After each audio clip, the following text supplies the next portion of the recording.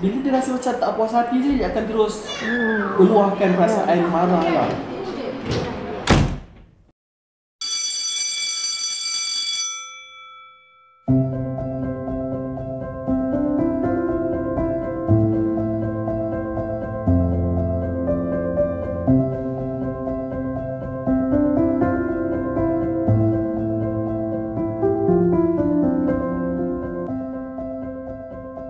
Walau apapun yang mak ayah kamu beri sebenarnya, kecil atau besar, sikit atau banyak, kamu perlu bersyukur.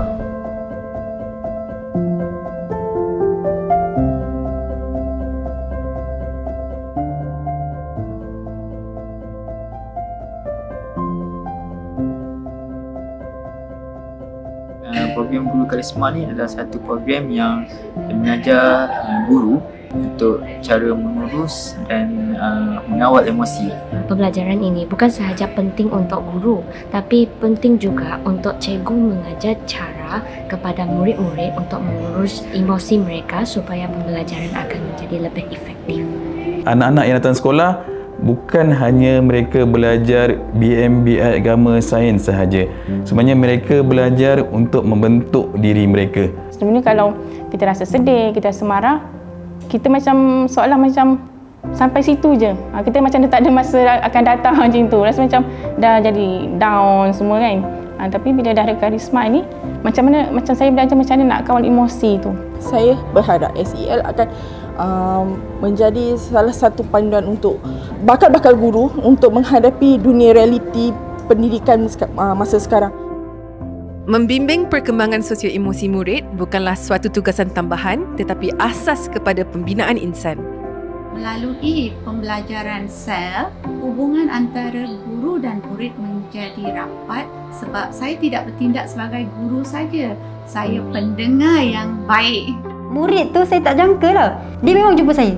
Dia tak ada setiap hari tapi dia memang jumpa saya. Dia akan kongsi masalah.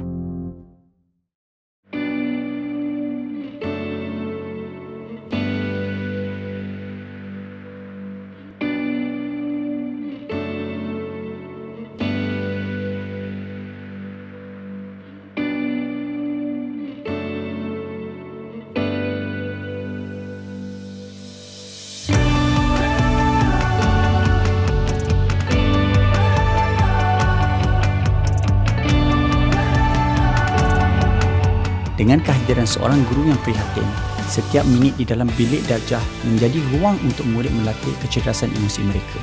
Menajamkan empati, meningkatkan daya tahan dan mengasah kepimpinan. Inilah kuasa seorang pendidik, bukan sekadar pencapaian akademik tetapi menyalakan potensi insan. Bayangkan jika setiap sekolah mengangkat pembangunan kemahiran emosi dan sosial untuk mencapai aspirasi pendidikan manusiawi.